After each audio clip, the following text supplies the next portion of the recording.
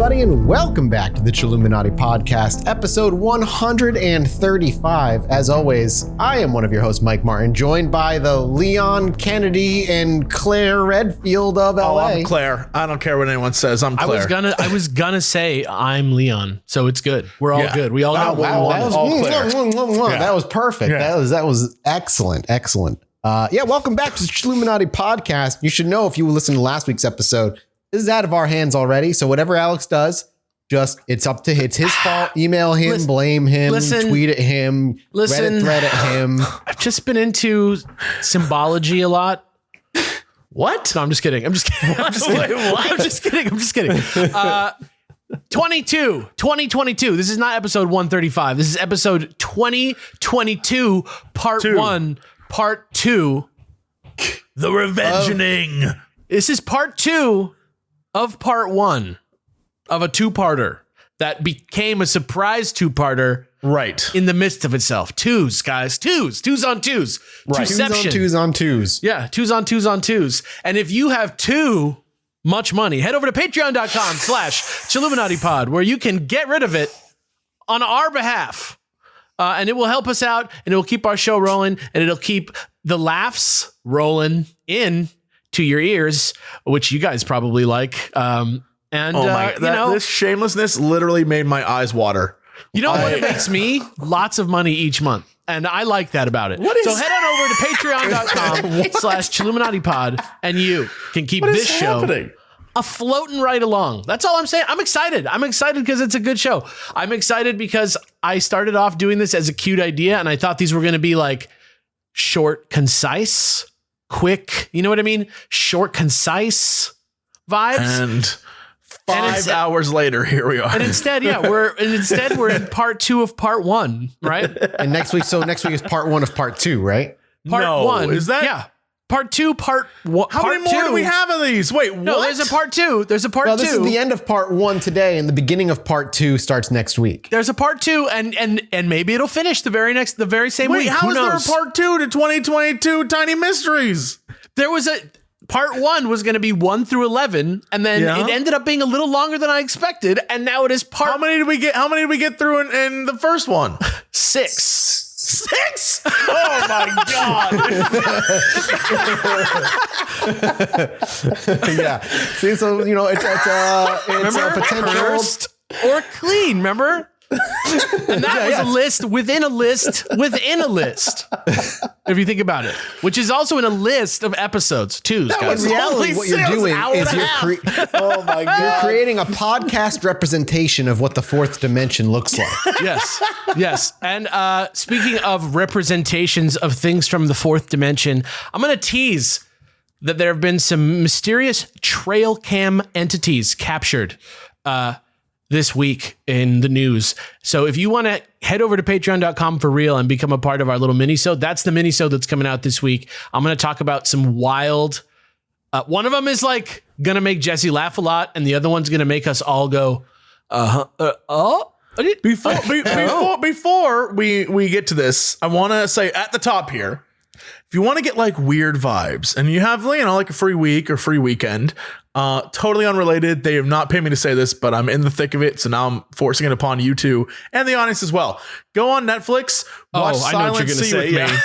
So we can get real weird with it. Go watch Silent Sea. Silent Sea. I've never even heard of it. It was like watching a man fall in love in real time on Twitter last night or whenever that was. I'm going to pitch you the idea. I'm going to pitch you really quick. Right. Here's elevator pitch. Pitch me. I am a Hollywood executive. Some indeterminate time in the future, and water on Earth is drying up rapidly. The people of Earth are desperate to try, survive and stuff. But it's very obvious that the richer you are and the more important you are to society, the more water rights you have. They're little cards, and everyone's trying to get like a gold card or probably a platinum card so they can get more water, right? Okay. And, there's various weird diseases and all these different things going on. It's pretty much a hellscape on Earth. Meanwhile, an expedition was sent to the moon, and this one girl's, the main character's sister, was on that expedition. Something happened. Everyone died. Everyone died on the moon. And now a group is being sent to the moon to get back a sample of something that is up on the moon that is very important. And she is part of the team going to the moon to go retrieve this. And I will simply say, Here's the best way to describe how they shoot this show, because it is like a mystery / sci-fi thriller / like maybe horror. Here's a great Mystery example. doesn't end up to be like a pebble, right? Here's a great example of how they shoot this show, which sums up perfectly. It's so good. The main character, the main woman, is walking down this hallway, and it's like a creepy, like, flickering lights, and the whole crew is there walking with her. And she notices down a stairwell, a pitch black stairwell, and she turns to face it, and the music is like, like it's weird. And she's looking at this, and you're like, what the hell's down that stairwell? What is this? And the camera then is from the bottom of the stairwell looking up at her. So now she's like in a little black square, and it's like really weird. And you're like, what is going on? And then, one of those cuts where one of her guys is like, hey, anything? What's going on? She's like, oh, nothing. Turns to walk away. But the camera is still down in the hole of the stairwell looking up, and then slowly moves behind one of the walls. Like, was that someone watching her, or is that just the camera? It's that kind of cinematography. It's so good. I do like that. That does sound really, really good. Yeah, it's now, very I well see done. that. And I want to see Yellow Jackets. I heard Yellow Jackets was really good. I watched Encanto. That was really great. Hey, I mean, if I had to pick one movie off the list of movies that you haven't fucking seen, I don't think I would have picked Encanto, but I hear it's delightful. Yeah, it was very delightful. It was very cute. Yeah, I hear it's beautiful. A lot of generational trauma. I'm sure. That's literally, that was the whole movie. Yeah. The whole movie. Have you guys seen the Bob and David sketch about Rooms, the musical? No. It's about like a house where the rooms sing to each other. Dude, that sounds great. Yeah, I watched. I didn't see the whole Encanto, but I saw like a little bit, and that's what it reminded me of. Anyway, content warning today, guys. No spoilers. There's going to be adult themes, graphic violence, murder, sexual abuse. So please be kind to yourself and proceed at your own risk from here on out, because you are now in adult waters. We've gotten more dark as the show has gone on. I like it. You know what? We're getting like not brainwashed, but radicalized. The more we stay here, the more we're like, look, we can only do happy aliens so much before the kids aren't getting interested. From now on, we got to do all violent alien abductions, and we got to do all the things where people murder each other. We got to the kids are going to need more of that. You got to follow the numbers. Sometimes I just like to plant violence. I just like to plant a little dream in everyone's heart. You know what I mean? Shout outs to care11.com, rollingstone.com, theverge.com, AW Naves on Medium, the Denver Post, u/unresolved mysteries, and of course, the real one, wikipedia.com, which would be a rough list of sources for a journalistic article. But as always, I want you to know, I see the episodes that I write for the show as a sociological exercise or a cultural study, than more so that than being something that's 100% accurate to history, and while it may not always be from a confirmed source, rest assured that I am indeed a smart and well-reasoned human person, and included every piece of information that I included only after I am not deliberately thinking about it. Nothing like that. I'm just saying, I want you to understand the spirit with which I'm approaching this. And I like to keep things. Jesse, don't say my name like this is my fault. You're in charge. This is you. Right this ship. He is at the helm, and my hands have been bound, and I am thrown in the brig. I can't do anything. Sometimes you got to acknowledge what's fun about this stuff. You got to keep it lighthearted. Anyway, number 7, house fire. Let's take a second to talk about a bunch of kids who tragically burned to death in a house fire. Oh my God. Or did they? The plot of Little Hope. Yeah, sort of. Okay, so look, this brings us to actually, fuck Little Hope. Can I just say that? I don't care who wrote that. It's not. I'll respect whoever wrote it. You're not a bad writer. You just took a swing and you missed. It's a bold one. Is that like Man of Medan game? Yes. Can I just? Is it okay if I spoil it, dude? It's a dream. It's a dream. Oh no! It's a twist. It's not even a dream. It's not even a dream. It's like a crazy man's delusion, which is like even worse than a dream. Anyway, don't worry about it. This is not a dream. This is not a delusion, or is it? Sometimes I wonder. Yeah. We are in Fayetteville, West Virginia. It's Christmas Eve. The year is 1945. The Soder family home burned down in a house fire. Okay, George and his wife Jenny lived in the house with 9 of their 10 kids with them, but only 4 of them were able to officially escape the blaze. So they walked out of the house with only 4 of their 9 fucking kids. However, The bodies of the other 5 children were never found. And for several reasons I'm going to get into right now, to this day, relatives of George and Jenny Soder are still out there who are convinced those 5 kids survived and continue to search for evidence of what happened to them all these years later. This is a legendary story. Yeah. Man, this is the difference between being positive and listening to this podcast. When you said that, I wasn't like, oh, they must have survived. I was like, they killed those other kids, and the house fire was clearly the distraction when they buried those kids out in the woods somewhere, and they were like, oh no, they died in the fire. That's what I thought. No, that's for Mathis to do slowly over 4 episodes to like make me aware not only of just the depths of human depravity, but also just societal problems that have plagued us that we will never escape from over hundreds of years. I can't wait to do John Wayne Gacy next, everybody. It's going to be great. Oh my God. That is like a song today. There's a song that Sufjan Stevens does about John Wayne Gacy that like makes me feel bad when I hear it. Oh, no. All right.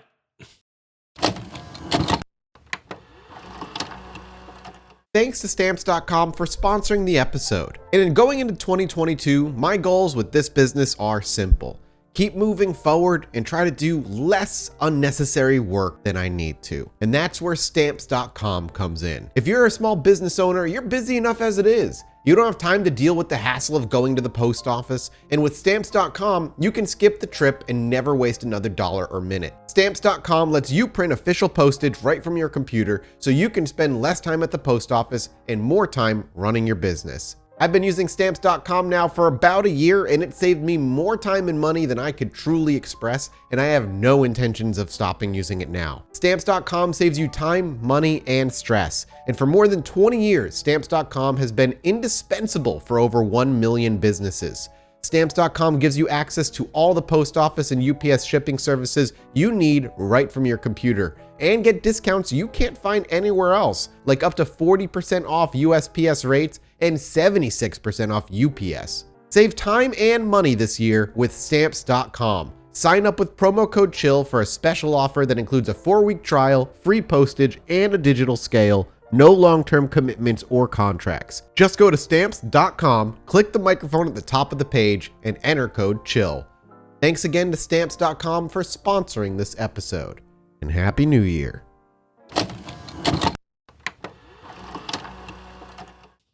Here we are. We're back in the house where the kids burned alive in the house. Keeping it light. Maybe they're not dead, though. That's the thing. And their family, for years and years and years, has been keeping this dream alive. So, you know, this, you take it with a grain of salt, but I ask you to approach this with an open mind. According to the official story, the fire was caused by faulty wiring. Okay. But pretty quickly, George Soder started having lots of questions. Like, if it was an electrical fire, how could the Christmas lights have stayed on during the fire? Because it was Christmas Eve. How did the ladder that went missing the night of the fire end up 75 feet away in an embankment? And why did the telephone guy tell them their phone line had looked like it was cut rather than burnt through? And who was the mysterious thief that they arrested for cutting it days before? Why is there no identifying record of who this man was? And why would a thief cut a utility line during a burglary? They found a man they arrested a man for a burglary who cut the phone wire. It's pretty, and he just little things were starting to add up for George that made it feel a little weird. And then a few months later, a bus driver comes forward saying that night, as he was driving his bus past the Soder house, he saw people throwing, quote, balls of fire at it. And he said he saw people throwing balls of fire at the house. If he had come forward earlier, George Soder might have connected it with the thumping that he heard that night on the roof. Like, this guy told him he saw the balls of fire, and he was like, immediately was like, that was the thumping that I heard that night. I wasn't sure what that was because nobody told me there was fucking balls of fire flying at my house. That's what his wife heard that night. And he was thinking about it again once the snow melted, because his youngest daughter, Sylvia, found a small green rubber ball-esque thing in a bush nearby that he said looked like a, quote, pineapple bomb. And once things started picking up again, more and more people who came to stare at the fire that night began putting 2 and 2 together and remembering things from that night that were kind of weird. Because remember, at the time, none of them knew that there was like 5 missing kids and that maybe they should be looking out for these kids, right? They were just there being like, oh my God, what the fuck happened? What is this fire? They weren't like thinking like, what about the mystery of the missing kids? Because there was no mystery yet. One woman said that she saw a car with Florida license plate roll up to her rest stop, which was between Fayetteville, where the Soders lived, and Charleston, and served breakfast to the kids. And another said that she saw the missing kids watching the fire from inside of a car at the scene, but didn't think anything about it at the time because she thought maybe they were just safe and in the car. You know what I mean? Like, she didn't know that there was like the possibility that they could be in someone else's car, right? And then sufficiently suspicious at this point, they hired this guy, C.C. Tinsley, great name. He is a private investigator who discovered that a man who had earlier threatened George Soder's home and his family, he said, you're going to have a fiery death because George Soder was talking shit on Mussolini, which immediately put me on George Soder's side. Yeah, good on him. That guy who said that to him was also on the coroner's jury that decided that the fire had been an accident. And he heard from a minister in the nearby church that the fire Chief Morris, confessed to him that he found a human heart in the fire, which he then buried in a metal box in the woods. Yeah. He buried it in a metal box? Yeah. So things get even weirder from here because George Soder confronts Chief Morris about the heart, and he actually takes him and C.C. Tinsley out to where he buried it, digs it up for them. Okay. But when the funeral director checked it out and revealed that it was actually just a hunk of beef liver in the box, Chief Morris was like, listen, you got me. I felt bad for you. I wanted to give you closure to like prove that your kids were dead, and I fucked up. So that's on me. And so that really fucking sucked. And then in 1949, like 4 years later, they redug through the dirt at the site. They found a piece of human bone. But after testing, they revealed that the bone had never been burnt before. Like it had never seen flame, and was from someone who would have been a little older than the kids were at the time. So it was just ruled a fluke. And for some reason, Tinsley said they came from a cemetery in Mount Hope, which was 15 miles away. But he had no explanation for how or why they would be there or how he knew that, actually, which is super weird. But he said it was just like dirt from over there that had moved there. I don't know if that was shady or he just like never put forth an explanation, but that was the situation there. In 1952, the Soders put up a famous billboard where the house once stood. This is something you might have seen a picture of if you looked up this mystery online at any point in your life. It's a pretty popular mystery on Reddit. It eventually became a local landmark, and many more tips and sightings have been reported since.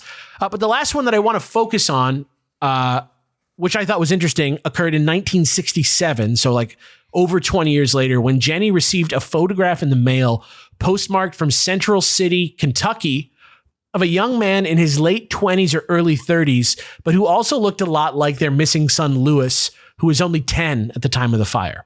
The picture is online if you want to see it, if you look up Lewis Soder.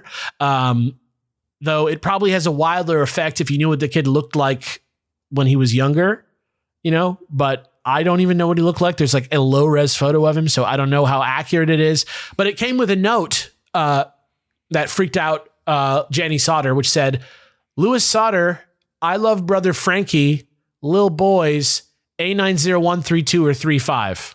I don't know what that means, but that's what the message said. Yeah. Anyway, Okay. the family kept looking without much to go on, eventually coming to the conclusion that maybe the Sicilian mafia was behind it, and that they took their kids back to Italy for some payment that they believed they had coming to them from George. But George died in 1969. And though some of the family is still around fighting for the truth today, Sylvia Soder Paxton, the little girl who found the pineapple bomb looking thing, who was like, she was the last one of the siblings to have been like the youngest one, the last one alive. She was only 2 years old when the house burnt down. She died in 2021 after, quote, a long illness at the age of 79. And even her obituary, if you read her obituary, it mentions the fire and all the names of all 10 of her brothers and sisters. So if you want to go look up the obituary for Sylvia Soder Paxton, you can do that. And you can read a little sweet story about how she never stopped thinking about all her siblings, even when she was like a nice old lady.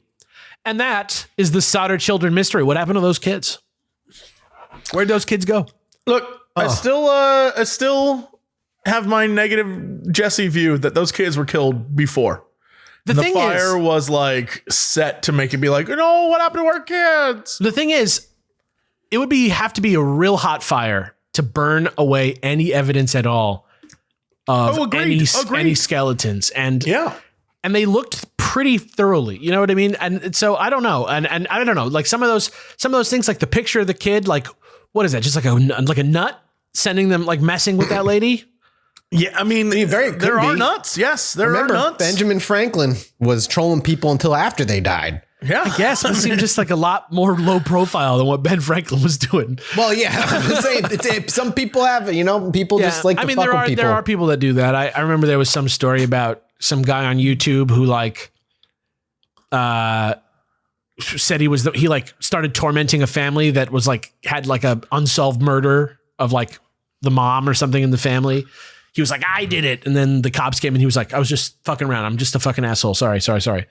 But yeah, that's the Soder Children mystery.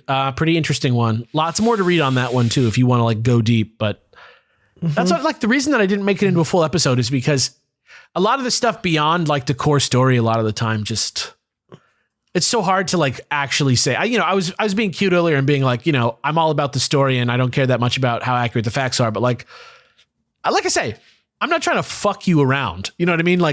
Sometimes it gets a little too far away from something that I want to say on a microphone. Sure. So it's a little shorter, but yeah.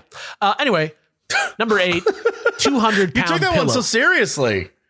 Yeah, I have scruples.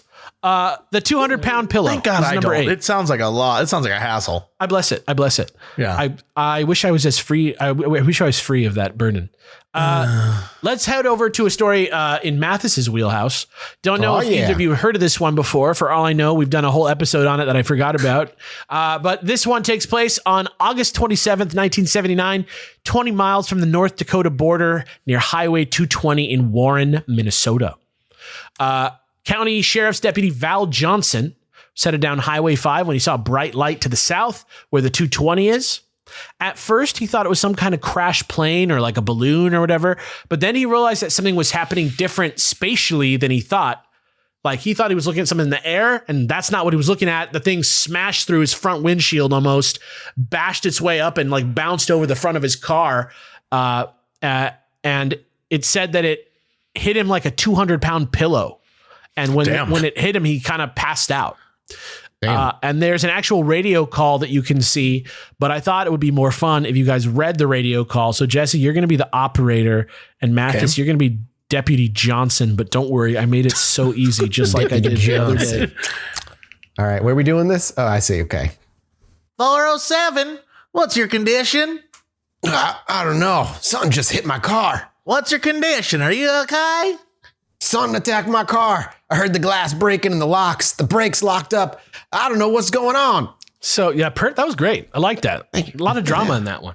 Yeah. I really gave it my all. It's very Twin Peaks vibes. Any agents out there, you can contact me at chilluminatipod@gmail.com. Agent Smith. I don't know how this Hollywood thing works. Mr. Gmail.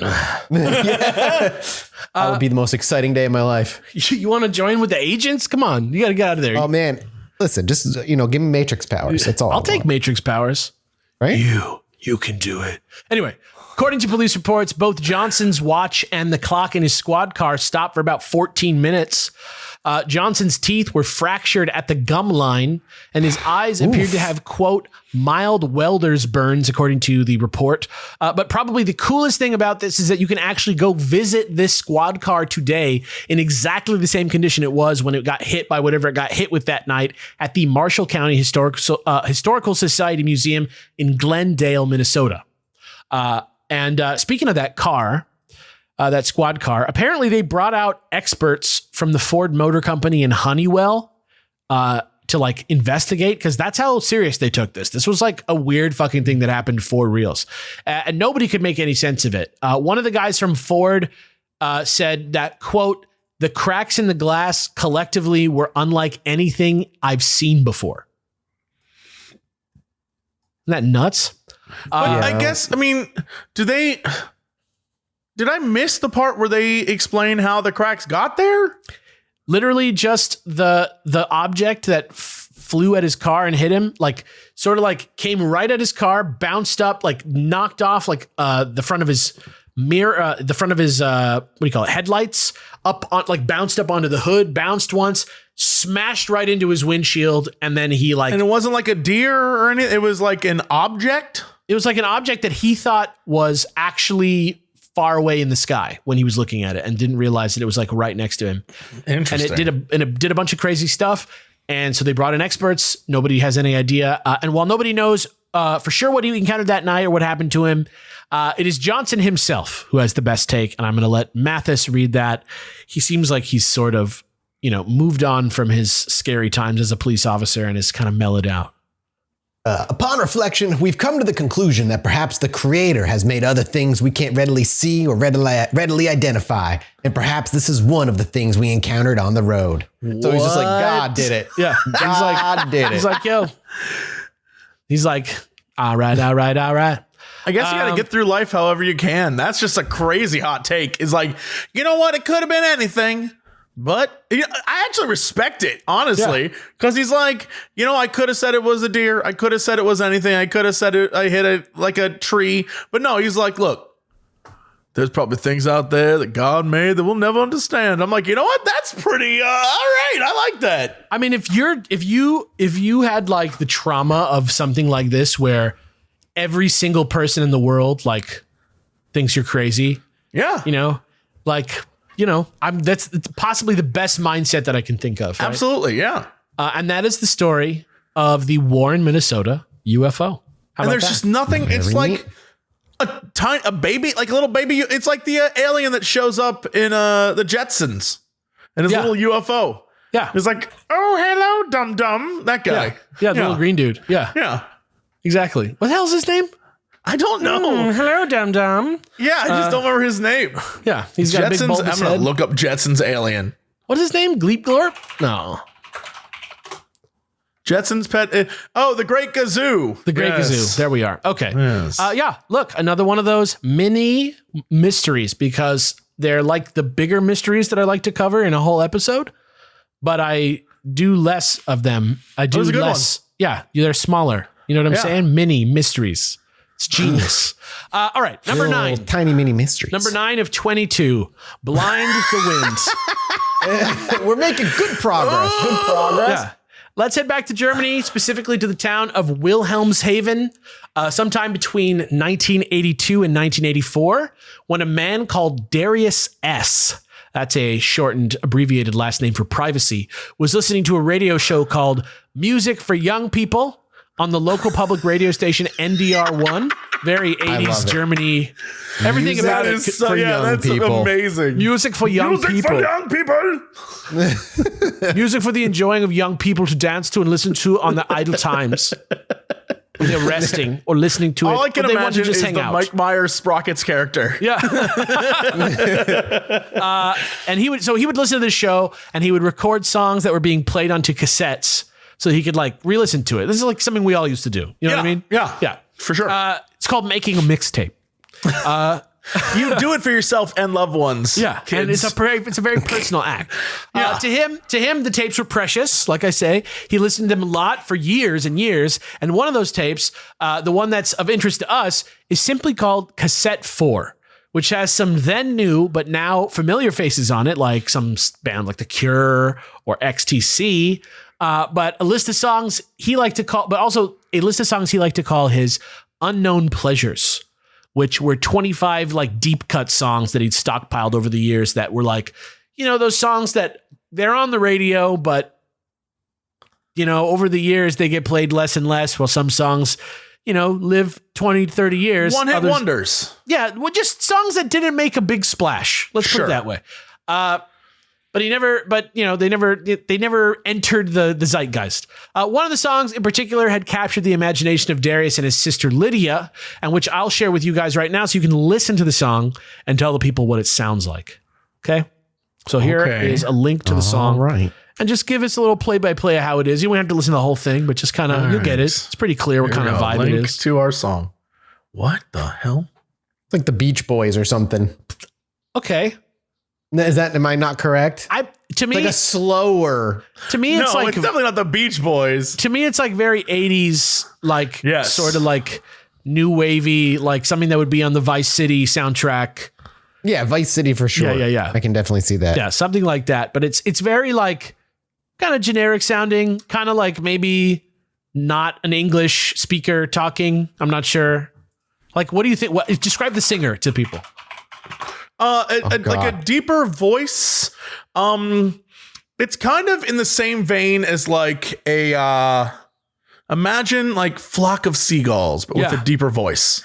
Like a Like guy that kind who of- looks like a guy who looks like Guile from Street Fighter singing. Yeah, like Yeah. it definitely has a hard 80s vibe of just like there's a crappy synth that's like bap, bap, bap, bap, bap, in the background, and then it's just like a almost like a Cure level of the song seems like it's about depression, but I'm not really sure what he's saying. But it has that What do vibe you of think like he's saying, by the way? That line that he repeats. Da, da, da.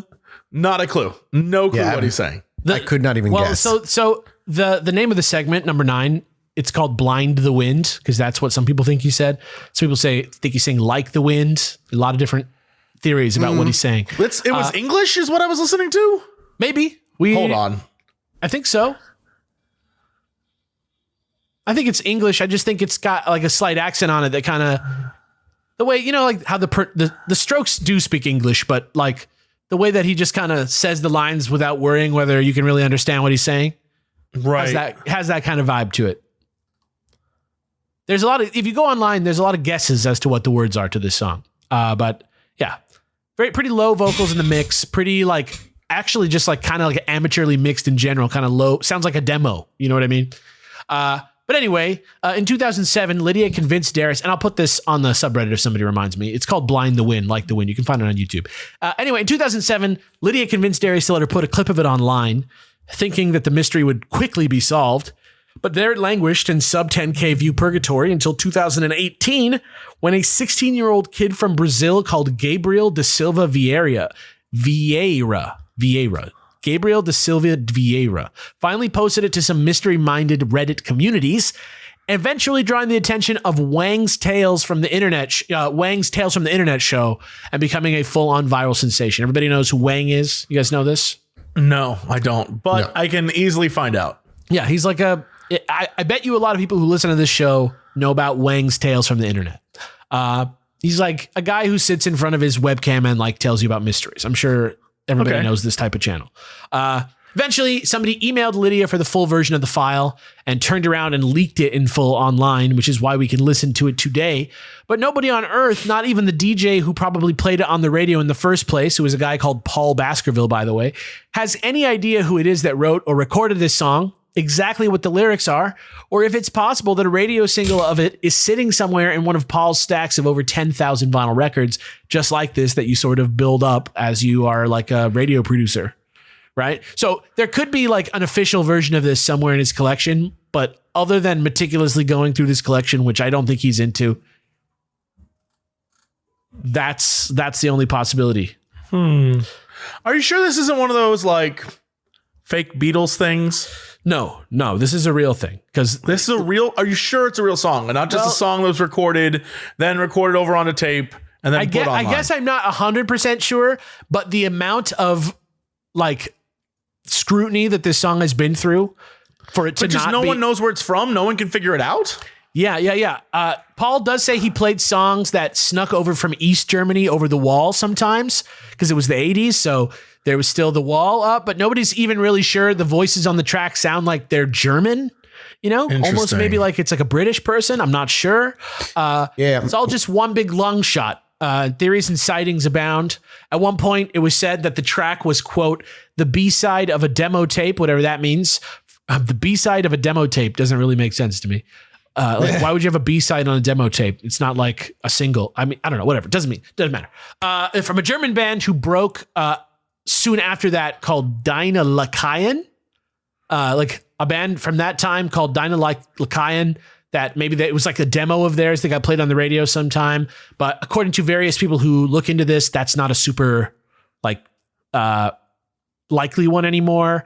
Another person said they were supposedly friends with an obscure German band called Isirx, who released the song as Check It In in 1982. Maybe that they're saying check it in.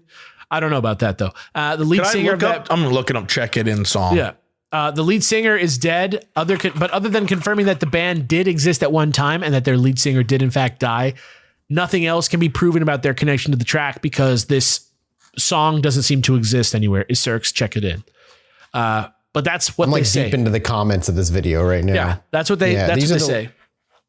I think these are the lyrics you're talking about. This sucks. Somebody posted them. If you go to YouTube and look up Check It In song, the first thing that appears is a 1 billion viewed video for the Chicken song. The Chicken song. 1 Nice. billion views. Some videos are so popular that if they sound like a video that you're looking for, it will show up before the video you're looking for. Yeah. Oh yeah, there you go. Like the wind, you came here running. Take the consequence for leaving. There's no space. There's no tomorrow. Yeah, there is somebody who claimed it online, but it's not theirs. Another lead on YouTube says that the song possibly played on the looping in-store music at the Whole Foods where they worked in 2003. They said they recognized it like exactly from that mix, but they tried to reach out to the company that programmed the Whole Foods radio station.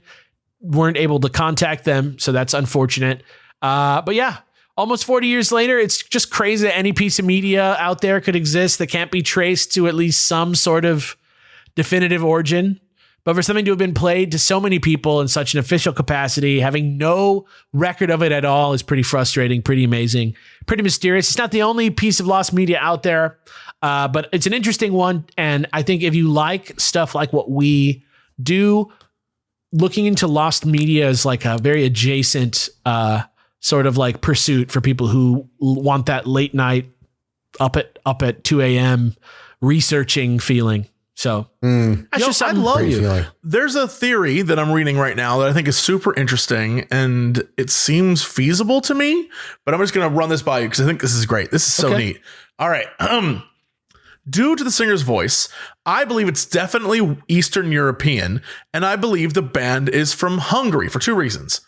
1, the song's lyrics are often interpreted as dark and hopeless, a place you cannot escape.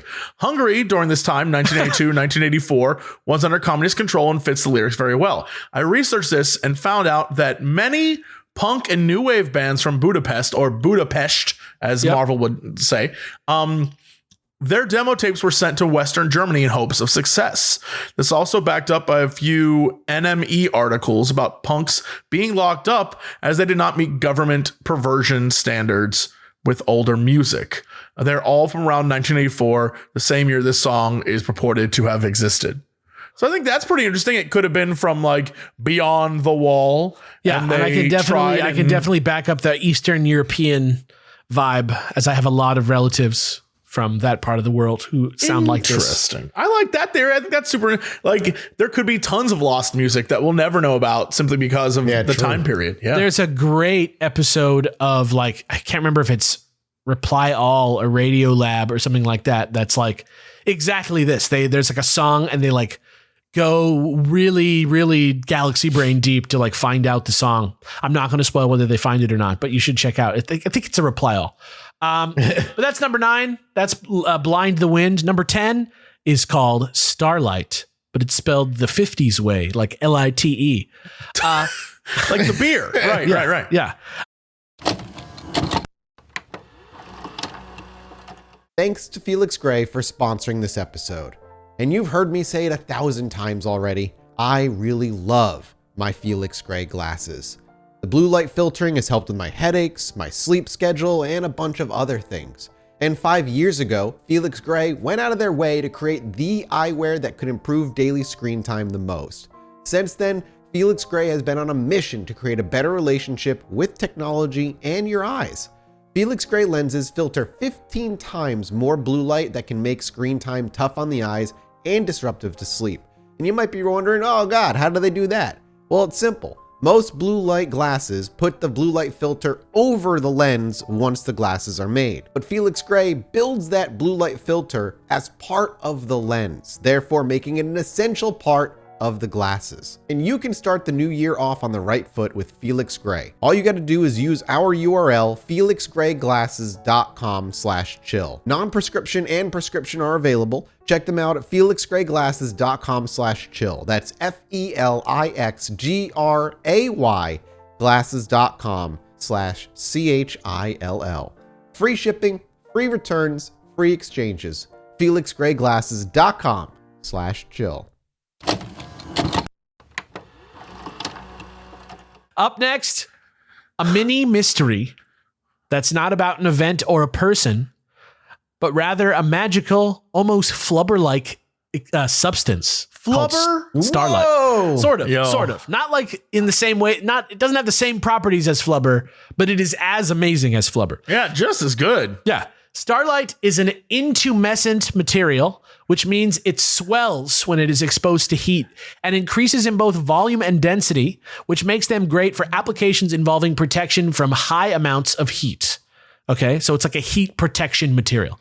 However, Sure. Starlight is especially famous due to just how insanely effective it is, thanks to a demonstration on the BBC show Tomorrow's World. So this is a very real substance, where they showed an egg which stayed raw and even cold enough to easily be touched directly after spending 5 minutes in the flame of a blowtorch, and can also prevent a blowtorch from causing any damage to a human hand.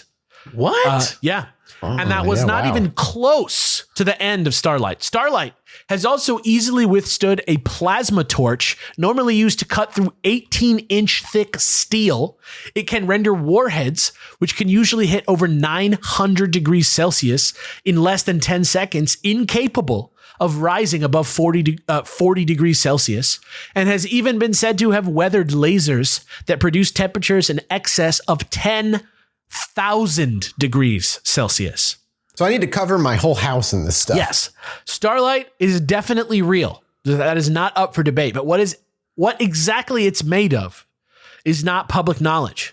Though we do know it was originally the invention of a hairdresser and amateur physicist called Maurice Ward, who first discovered it sometimes in the 70s or 80s, and that according to Dateline NBC and The Telegraph in London, though I'm just taking this quote from Wikipedia, quote, "It is said to contain a variety of organic polymers and copolymers with both organic and inorganic additives, including borates and small quantities of ceramics and other special barrier ingredients, up to 21 in all. Perhaps uniquely for a material claimed to be thermal proof, it is claimed to be not entirely inorganic, but up to 90% organic. 90%. Yeah. Also, according to Maurice Ward's youngest daughter, Nicola, Starlight is also natural and edible, and both dogs and horses have eaten it without getting sick or having any negative impact on their health of any kind. So let that sink in for a minute. So what? Okay, that's so weird. Yeah. Okay. Ward allowed tons of tests on Starlight over the years, but never let anyone retain any samples to prevent reverse engineering, turning down requests from everyone from Boeing to NASA until he died in 2011 without ever commercializing Starlight. However, in 2020, BBC Online reported that a company called Thermoshield LLC bought all his notes and equipment to try and make something similar out of the information they find there. And in 2018, a YouTuber called Nighthawk in Light tried to make it from scratch. Tried to make Starlight after noticing the similarity in properties between Starlight and those low-key dope like black snake fireworks, like the one from South Park. You know what I'm talking about? Those little ones that they're like a little pill and you light it. Yeah. Yeah. He said he noticed that it was similar to that. And so he was like, I'm going to try and fucking make this shit. He made a formula incorporating cornstarch, flour, sugar, and borax that could handle some pretty serious heat sources. But it wasn't the same and it wasn't nearly as stable as actual Starlight. But he was on the right track. And those were the ingredients that he was using, which is crazy. And that's the story of Starlight. A mysterious and mostly organic edible substance that can withstand the heat of weaponized laser beams. I want some. Isn't that insane that that's real? Like, without a doubt, that's real. Isn't that nuts? But I can't It's figure like out Star Wars shit. He let people test it though, right? Yeah. He let people like do heat tests on it and stuff, but and he'd not bring it. keep the sample. He didn't give them, wouldn't let them keep the sample and wouldn't let them know what he did to make it. And there are records of those tests? Yeah. There's literally one of them was on the BBC. Fascinating. I would love to know what the overall result. Like, you imagine if they have records of the tests. Yeah. There has to be some kind of like, we backtraced it. It's very possible. I was reading online that somebody thinks it might have like got like vanished and like black opsed. Sure. Like got like, Yeah, I can see a government being like, we're going to give you a fuck ton of money. You shut up and we'll take this from you. You never shared the secret of this till your death. That's so crazy, right? Like, Yeah, how strange. yeah, that type of thing is very possible in this situation. You know, that's just my conspiracy brain. There's no like evidence of that. It's not even necessarily conspiracy brain because the government is known to do that all the I'm just fucking saying time. I don't have any reason to believe that in this specific Oh, case. sure. That just seems like one of actually the more realistic, I think, like options that probably happened. Yeah, but fascinating, right? Just absolutely insane. Very. All right. And here we are at number 11 of 22. Is this the end of part 1? Maybe. Perhaps. Yeah, no, it is. It What is. do you mean maybe? Yes, it This is. is the end of this is officially the end of part 1. This is the last case. This is the end of part 2 of part 1. This is this is the end of Right. part 2. 'Cause This then is the end of next- part 1, part 2. Yeah. Yeah, because next week is part 2, part 1. Part 2, question mark, question mark, question mark. Yeah, true. It could be part 2 finale. It could be part 2, 1 of part 3. 1. Who knows? It could be part 2, part 1 of the 3 parts. You never know. It could be anything. Yeah. This one is called Metropolitan Designated Case 114. This sounds like right out of Minority Report. I know, right? This you have no idea how crazy. You probably have heard of this, but this is, if you haven't, this is the craziest thing ever. This next one, we may have lightly touched on before. I cannot remember. Not nearly at this level of detail, though. So you'll be glad I did do this, regardless of whether you've heard it before, because this literally seems like a fake story. Even though more than any of the other ones that I ever tell you, this one is totally 100%, no question, well documented and true, except there's a big mystery at the heart of it. So have you guys heard of Glico? Glico? Yeah, I guess their full name is Izaki Glico Company. But if you saw the logo, you'd probably recognize them. They're a snack food brand. They make stuff like Pretz, Pocky, those weird pudding cup, like pudding cups for grown-ups things that look kind of like flan. Anyway, they're 100 years old in like a month's time. They've got that really famous ad of the running guy with his hands up from Dotonbori in Osaka, which has been there since like the 30s. It's like a landmark. And their current president and CEO, Katsuhisa Izaki, has been in that position since 1982, including on the night of March 18th, 1984, 2 years into his term, when mass kidnappers armed with guns, which are a relative rarity in Japan, walked into the house with a set of spare keys while Izaki, who was 42 at the time, was taking a bath. Apparently, they had just been over at his mother's house next door first when they forced their way in, tied his mom up, gagged her, took her spare keys. And then similarly, when they dragged him naked out of the tub, they also tied up and gagged his wife and his daughter. And they took him naked and dripping wet, shoved him out the door, put him into a car that they had waiting outside, and they all fucking left. What? From there, they took him to a secret warehouse that they kept by the docks along the river in Ibaraki Prefecture and demanded an insane ransom of 1 billion yen, which is about $9 million, as well as 220 pounds of pure gold bullion, which immediately made this into a huge national news story, round-the-clock coverage, company president kidnapped, especially since compared to the dystopian wasteland that is America, the crime rate in Japan is insanely low, and most cases are like open and shut. Like in 1983, there were 27 kidnappings in the entire country of any kind in the entire country of Japan. There were only 27 kidnappings. And of all the murders that happened, which were very few, 97% of the murders were solved in 1983, which to me is like impeccable. Yeah, it's crazy. But nevertheless, even after locking down Osaka and putting up roadblocks and junk, they came up with absolute diddly when it came to the Glico CEO. Luckily, however, Izaki was able to escape unharmed from the warehouse on his own, stumbling home after 65 hours, and the ransom was never paid. But a few weeks later, on April 8th, a letter postmarked the previous day from Osaka as well was sent to the Mainichi and Sankei newspapers, which are in Osaka, as well as the Hyogo Prefectural Police. No stamp, Zodiac style, with the name Katsuhisa Izaki on the envelope. And now Jesse's going to read us the full text of that letter in English to wet our whistles for this little mini mystery. Ready? Yeah. All right. I'm in. This is going to. All right. To Japanese police fools. Are you stupid? There's so many of you. What on earth are you doing? If you are real pros, try catching me. There's too much handicap. So I will give you a hint. There's no fellows in the Izaki's relatives. There's no fellows in Nishinomiya? Sure. Nishinomiya police? Sure. You went for it. You know? Yeah. Sometimes you got to try.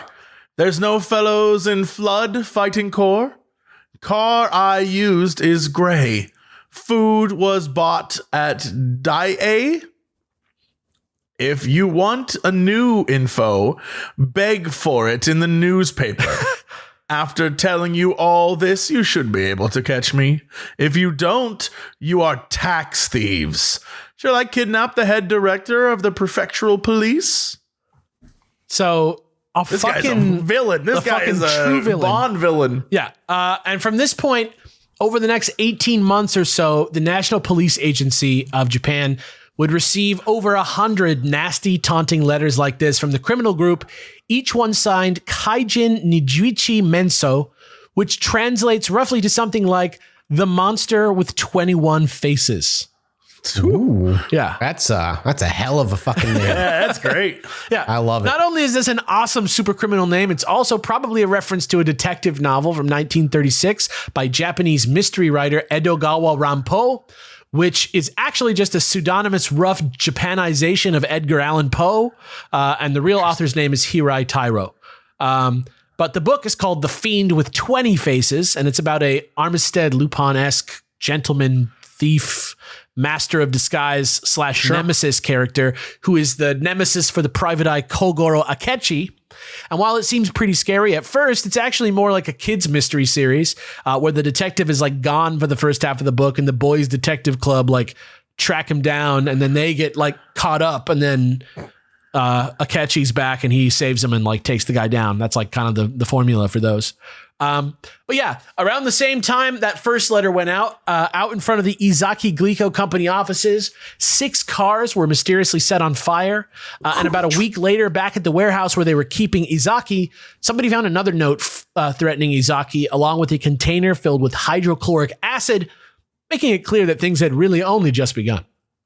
And it seemed that more than just bizarre sums of money, what the monster was after was to bring their victims to their knees. And that's exactly what they did next, because their next step was to contact various news outlets all over Osaka and playfully informing them that, hey, you know all that Glico product out there on the store shelves that you have all over the country? Yeah, well, thanks to us, some of it is laced with cyanide. Goodbye. Oh my God. Yeah. And so just like that, entire country is in panic. Glico products are like, Nestle products here. They're everywhere. Glico products were pulled from every store. Huge chains were destroying all their surplus unsold items. People were returning shit that they already bought and took home to the tune of about $21 million. Ooh. Yeah. As you can probably imagine, the only thing that was lower than morale were the stock prices of Glico, which is totally real. That's not just a joke. And you know what the most fucked up part about the whole thing was? Tons of tests were done on all the delisted Glico food, and no one found a single trace of cyanide anywhere. There was no cyanide.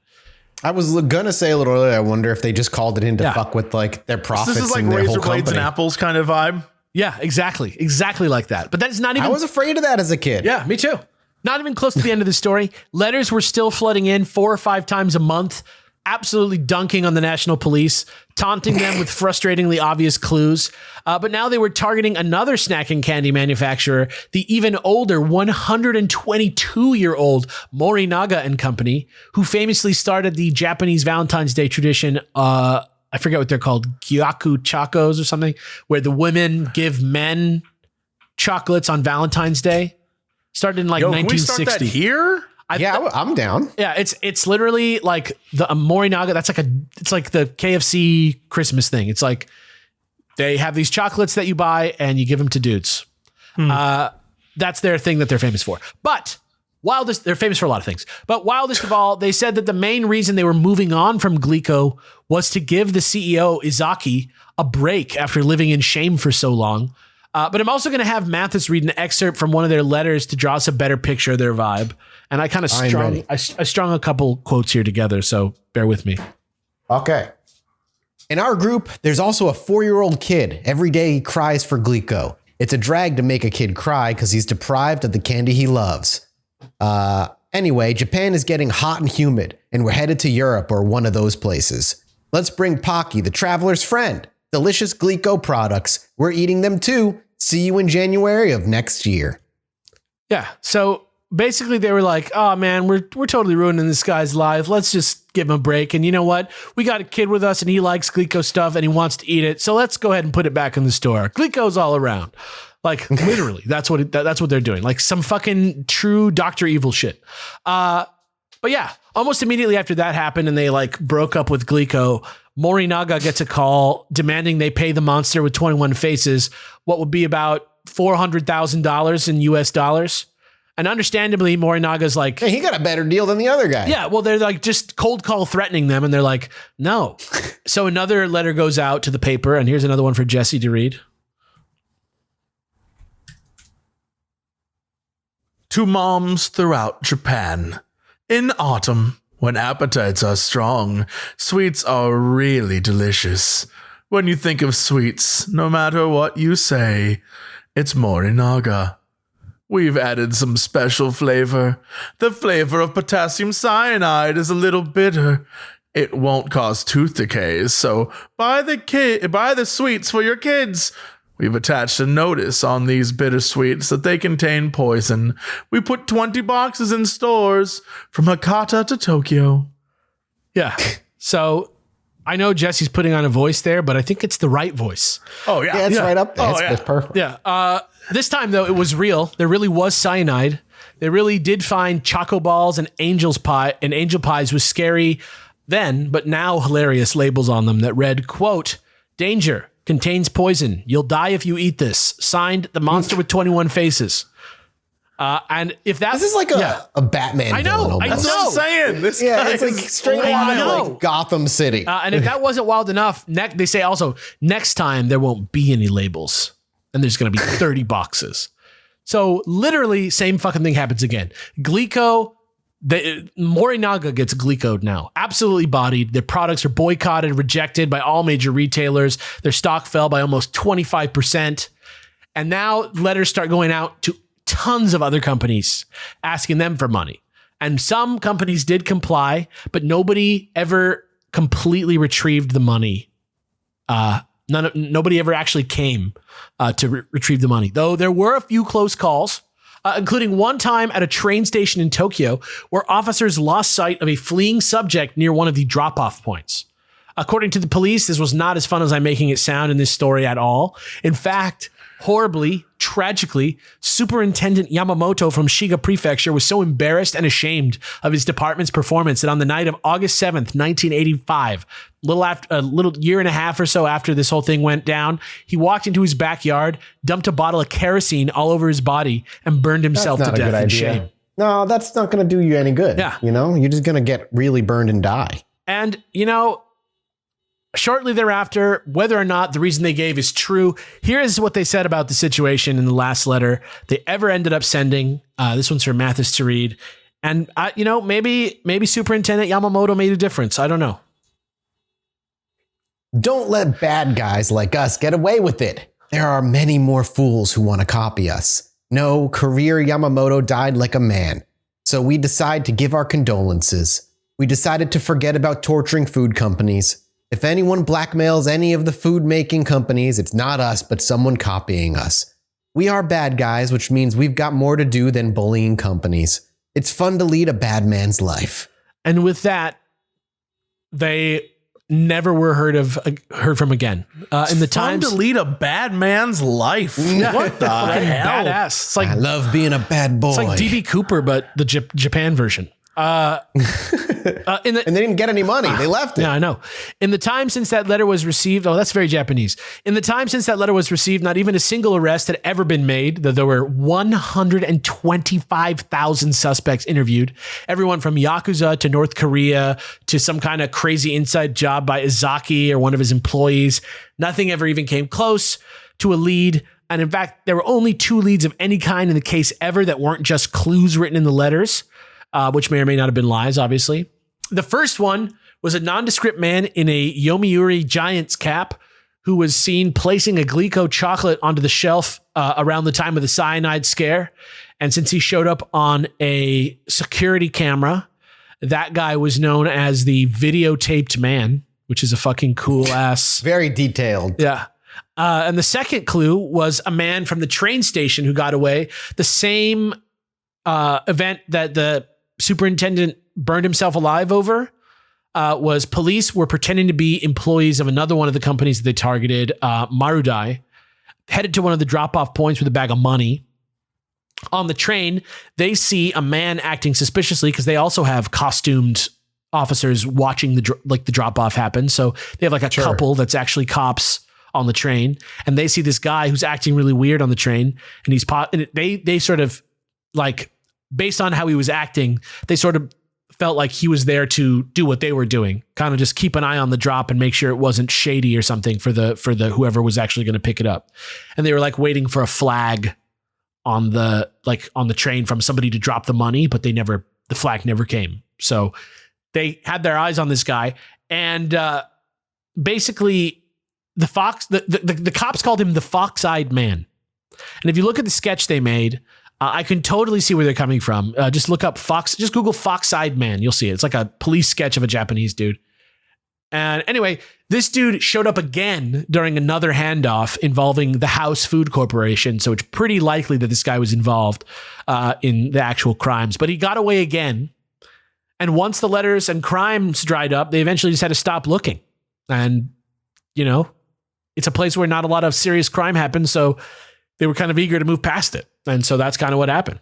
I know this is going to sound like a trope, but for some reason in my mind, one of my favorite tropes, especially Japanese tropes, is the guy. If you look at this dude, if you look this guy up online, he looks like the dude who like goes home to his family and his wife is making some kind of like delicious bento thing for him, and his kids are studying something, and she's like, "Do you have a good day?" And he's like, he very much looks like a salary man. Yes, I had a very good day. Yes. And then he leaves the next morning and is like, goes out to his car and puts on a ski mask or something. Like, that's who this guy looks like. He's I to love to live a bad man's life. Yeah. Exactly. It's crazy looking. So they stopped looking for him. That's the Glico Morinaga case, as it's more commonly known. And if you want a deeper look, if that has captured your imagination, in the years since I first heard about this, there was a huge deep dive into this, a podcast called The Monster with 21 Faces. I have not listened to it. I don't know how good it is, but the website seems pretty in-depth. Lots of scans, lots of photos, lots of letters that are like associated with the different episodes that they're doing. It seems really in-depth, so go check it out if you want. It's at themonsterwith21faces.com. It's great. It's a really good website. And with that, we've reached the end of part 1, the halfway point of our show. We did it. Halfway point, 2/3 way point, question mark? We don't know. 2/5 part? We don't know. It could be. Know. 1/3? You'll have to come back next week to find out. Yeah.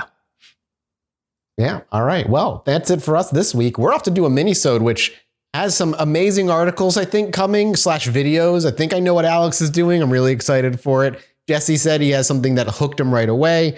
And I've got something silly as always. So it'll be a good time. Head over to patreon.com/ChilluminatiPod where you can get the mini-sode immediately after this. And we will see you guys next week with another main episode. Happy New Year again. Goodbye. Bye. Happy New Year. Bye, 2022 everybody. part First episode of 2022. Goodbye. Here we are.